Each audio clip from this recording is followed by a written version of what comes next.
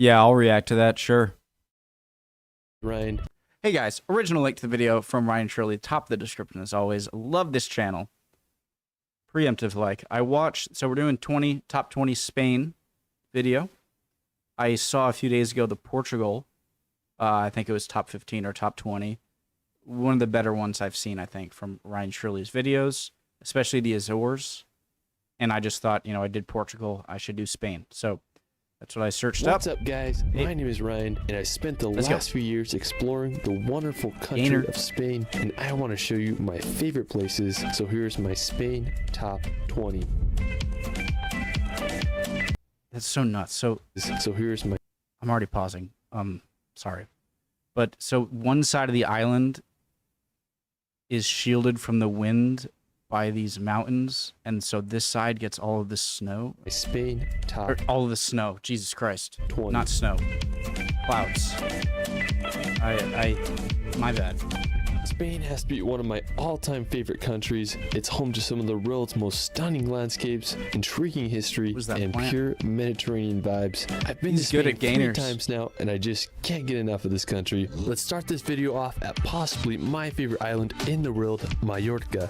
When you think of a Mediterranean paradise, this is it. Mallorca is home to crystal clear water, windy roads, and some of the world's best cliff jumping spots. Oh my God. When I started solo traveling, windy roads and some of the world's best cliff jumping spots. When I started solo traveling, this was the first place I went to, so it will forever have a special place in my heart. One of my favorite places in Mallorca is Cala Varquez. Now, to get to Cala Varquez, you can walk down this long dirt road and make it down to the beach. Now, you're going to be blown away by the beauty of this place. I mean, it literally has everything from sandy beaches to prime cliff jumping spots. The combination of white limestone, green vegetation, and crystal blue water makes for one of the most beautiful places I've ever been. Now, when I was there, I did one of the biggest cliff jumps of my life, and I gainered off this massive 60-foot arch. I mean, it was so freaking terrifying. Gainers but are to this sketchy. Day, it's one of my all-time favorite childhood memories. Another cool thing I did is me and my brother, we found these underwater caves, and we swam through them. I mean, I couldn't believe how clear this water was. It's my dream playground, and I can't recommend it enough. Now, on the other side of Mallorca, you can visit the famous road to Sa Calobra. Now, coming from the US, I'm used to wide roads and highways, so this blew my mind. Roads in Europe tend to be pretty skinny, but this was by far the most crazy road I've ever drove on. Yeah, do they do these because I think I'm answering my own question. Like the snake, so that because it would just be too steep? Or is there an aesthetic reason? No, it's got to be because it would be too steep. Full of hairpin turns and loops that wind down the mountain. The surrounding area is absolutely gorgeous. I mean, just had massive mountains that lead down to the sea. I believe a lot of car commercials are filmed here, and I totally understand why. I found a really cool lookout point to get a view of the road. When I was driving down it, I was just pretty terrified. There were some spots that only had enough room for one car. Now, you can take the road down to the bottom and visit Torrent de Paris. It's this awesome beach between these two cliffs. Internet? Just a good time chilling. Is that a shark net? Do they have shark issues here? Just amazed by all the sailboats that were just vibing in the bay there. When I was there, I wish I would have stayed for sunset because I hear it's just incredible on that side of the island. Anyways, I can't recommend Mallorca enough. It's just an amazing place. All right, so I hear Mallorca is like super big for. It's like the Florida of. Oh, I shouldn't call it the Florida. That's. Sorry. No. But a huge vacation spot for European people escaping the cold. Head to the Atlantic Ocean to visit the volcanic Canary Islands. Now, located off the coast of northwestern Africa, Canary Islands are home to some of the world's most unique landscapes. You might as well call them the Hawaiian Islands of Europe because that's what they remind me of. The biggest and most populated island on the archipelago is called Tenerife. Now, it looks like a prime location to film the next Jurassic Park film. I mean, it's just so crazy out there. Getting Azor vibes. It's beautiful in similar way. One of the craziest places in Tenerife is the cliffs of Los Gigantes. They are these massive sheer cliff walls that rise 800 meters out of the ocean. They're like Cliffs of Moher, Ireland. I feel like it's pretty rare to see such steep, high cliffs so close to the open water. I mean, I felt like I was going to see a flying dinosaur soaring over those cliffs. You can go venture to the windy roads of the Masca Gorge, or you can explore the incredible seaside views at Playa Benmijo. I seriously just can't get over how beautiful this place is. Now, you could also head over to the nearby island of Fuerteventura. Being the second largest of the Canary Islands, Fuerteventura also offers some jaw-dropping landscapes. The Playa de Cofete is an incredible isolated beach with a backdrop of desolate mountains. One of my favorite places is the Parque Natural de Corralejo. It's home. That was the whitest sand. It looked like snow. One of my the whitest sand I've ever seen. favorite places is the Parque Natural de Corralejo. It's home to a pristine area that has sand dunes that go right up to the ocean. I mean, just how freaking cool is that? Fuerteventura is such a unique location. Aside from Tenerife and Fuerteventura, the Canary Islands are also home to islands such as Lanzarote and Gran Canaria. Canaries are a place that I haven't visited yet, but you best believe I'm going there as soon as I can. After, we're going to head to northern Spain. Now, northern Spain is such a stunning region. It's full of green scenery, huge mountains, and an incredible coastline. Now, one of the most impressive... There's got to be a lot of history. Spanish, well, I'm sure everywhere in the country, obviously there's going to be Spanish history, but Castile and Leon, a lot of the, like prior to Reconquista, were all based in the northern part, right? So I'd imagine some older history. The cities in northern Spain is Bilbao. Bilbao is a beautiful port city filled with stunning architecture and history. One of the crowning features of the city is the Guggenheim Museum. It's one of the most unique buildings I've ever seen. Now, just an hour's drive from Bilbao, you can visit the islet of Gaztelugatxe. Now, the first church was built on the island all the way back in the 10th century. If you visit, you'll have to walk up a narrow path of more than 200 stairs. Now, you may recognize this island from Game of Thrones as Dragonstone. I mean, it's just such an epic location. Never a big Game of Thrones person. We're going to head over to the nearby mountains of Picos de Europa. Now, located in northern Spain lies these crazy mountains that remind me a lot of the Dolomites. This is just another place that I haven't been yet, and I just want to go so freaking bad. One of the most crazy and impressive places is Naranjo de Bulnes. Now, it's this massive rock tower that shoots straight out of the mountain. I mean, just so freaking epic. I mean, I can't believe it. The highest point in Picos de Europa is Torre de Cerrero at an elevation of 2,650 meters. If you want to get lost in the mountains for a few days, you'll have to add Picos de Europa to your Spain travel list. After, we're going to visit the famous city of Barcelona. Now, when you think of Spain, this is what you probably imagine. Barcelona is home to incredible architecture, Mediterranean beaches, and an energetic vibe all around. The most iconic attraction in Barcelona is La Sagrada Familia. It's this Roman Catholic minor basilica that began construction over 138 years ago. I say this whenever I see it, but it reminds me of the sand drip castles on a certain right here. This face of it. It's anticipated that construction will be finished in 2026, but who knows? All I know is one of the most unique buildings in the world, and I still can't get my head around that it's been construction since 1882. After Barcelona, we're gonna head. You can do the push-up handstand, a standing backflip, and a gainer. Damn. Nearby mountains of Montserrat. Now, it's just a quick hour train ride or drive from Barcelona, making it a perfect day trip. Now, Montserrat is really cool because it has these really unique mountains that give a view of all. It's got to be super old mountains, right? Isn't there like the more jagged a mountain is, the newer it is, and the more rounded? Maybe I'm wrong there. I'm no geologist. Now, when you get there, you can go take a cable car up to the Abbey of Montserrat, which is a mountain monastery that offers some incredible views. Now, there's a ton of hiking trails that lead you to a religious relic around the mountains. Definitely do some hikes once you're up there. I mean, it's just such a unique location, and you know me, I like my rocks. This place has a bunch of them. After, we're going to visit. It almost looks fake. It's so perfect. It looks like a miniature scale. And you know me, I like my rocks. This place has a bunch of them. My rocks. After, we're going to visit the city of Zaragoza. Now, located about 3 hours drive from Barcelona, Zaragoza is the 5th most populated city in Spain with a population of around 700,000. One of the most impressive features of the city is the Cathedral Basilica of Our Lady of the Pillar. It's believed that St. James was preaching the gospel in Spain around 40 AD when the Mother of God appeared to him on the banks of the river here and instructed him to build a church in her honor. Soon after, a little church was built, but this massive church you see today began construction in 16. Was Christianity like 6 years old at that point or something? When did Jesus die? 33 AD or something?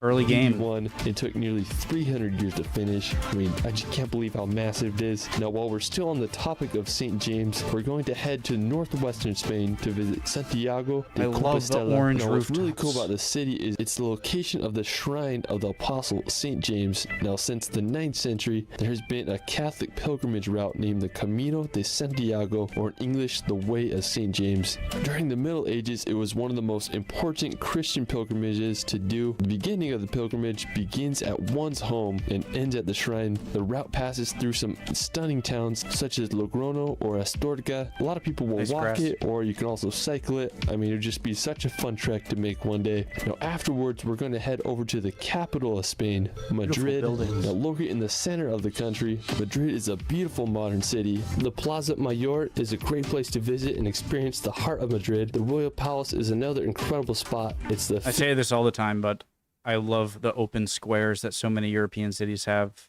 and we don't, and it upsets me.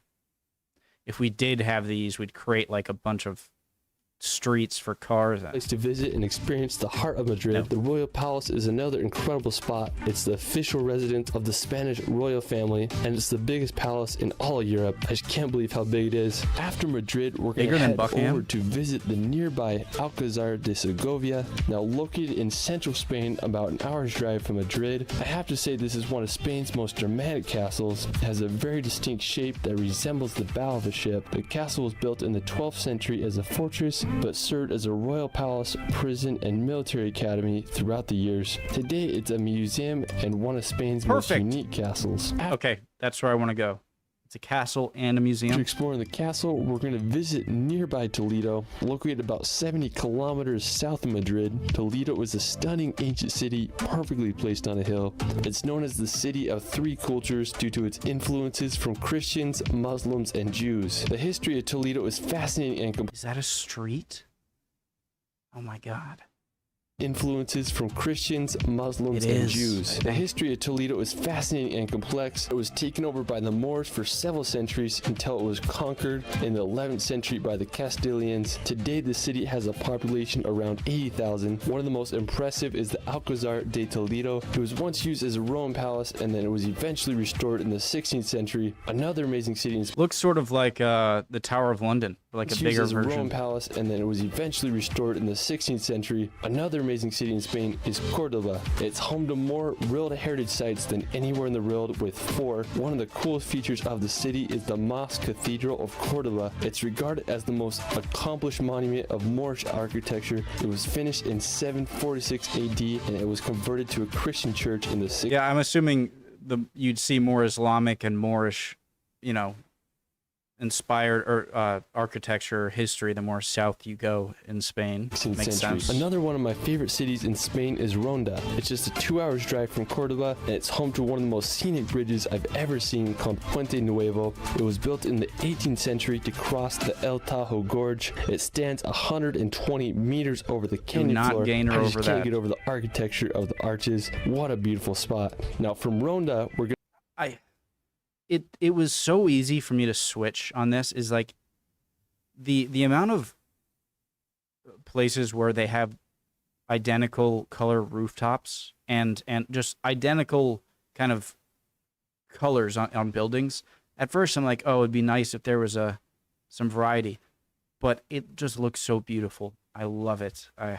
I just can't get over I the love the white and the reddish architecture of the rooftops. arches. What a beautiful spot. Now, from Ronda, we're going to make the 2 hours It looks like a Roman city. architecture of the arches. Look at that. Look at that. What a beautiful spot. Now, Jesus from Ronda, Christ. we're going to make the 2 hours drive to Granada. Now, located at the base of the Sierra Nevada mountains, Granada is an elegant This is going to have a Spanish lot city. of Moorish The crowning feature of Islamic Granada stuff, is the right? Alhambra. It's a fortified Moorish palace that was completed in 1354. The interior of this palace is stunning. There's a reflection pool and a pillared courtyard. I mean, I totally understand why it's one of the most renowned Islamic buildings in Europe. After Granada, we're going to head over to Seville. Now, as the capital of the Andalusia region in Spain, Seville Poles? is a very historic city where flamenco dancing was born. The Cathedral of Seville will blow your mind. It's Is this where the bulls, the running of the bulls happen? Seville, or is that It's one of the largest churches somewhere in else? the world, and it's the world's largest Gothic church. Another impressive site in the city includes the Plaza de España. It's a beautiful place that's a perfect combination of Baroque, Renaissance, and Moorish architecture. Afterwards, we're going to visit the nearby port city of Cadiz, now located on Spain's southern coast, about an hour's drive from Seville. Cadiz is one of the oldest continuously inhabited cities in Europe, as it was founded by the Phoenicians over 3,000 years ago. And I just think it's such a beautiful city with its white buildings as they're placed perfectly on the narrow strip of land. Now, after Cadiz, we're going to head over to the energetic city of Valencia. Now, being Spain's third most populous city, Valencia is full of culture and history. It's located on Spain's southeastern coast. One of the most impressive attractions in Valencia is the City of Arts and Sciences. I mean, it's one of the most unique modern architectural structures that I've ever seen. Construction began in 1996 and it was inaugurated 9 years later. It was estimated that construction cost almost $1 billion. But anyways, you can go paddleboard on the water, or you can go watch a film in the IMAX theater there. I mean, the surrounding Science Museum Park is also a beautiful place to walk around and enjoy the beauty of Valencia. Alright, so for my last location, we're gonna head over to the wild island of Ibiza. Now, while Ibiza is known for crazy nightlife and party city, it also has some of the world's best beaches and cliff jumping. Me and my brother decided to go to Ibiza for Halloween because why not? Anyways, we spent the first few days exploring the island, and honestly, I was pretty disappointed because I couldn't find any really cool cliff jump spots. But on our last day, where we had just a few hours before our plane was about to take off, and we found this secluded cove, we hiked down and made sure the water was deep enough, and we found this perfect cliff, and I threw some jumps off, and then my brother did a wild double backflip off the cliff.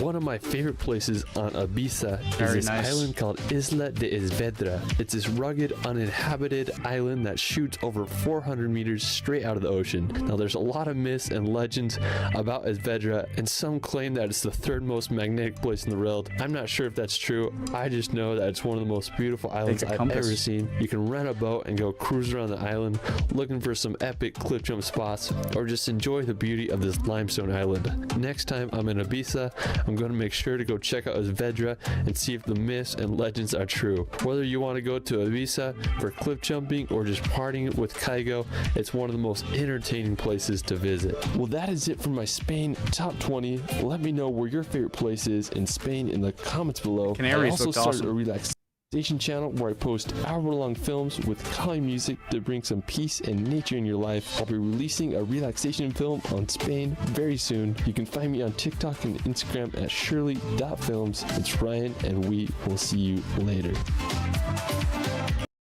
That's pretty cool. The mountains over here look like waves. Films. It's Ryan. Awesome. Love y'all. Hope you guys are all doing well. Would appreciate, especially, I love comments on all the videos. I appreciate it a lot. But if you've been here or have anything to say in the comments, I'd love to see it. Hope you're all doing well, and hopefully I'll see you guys next video. Bye.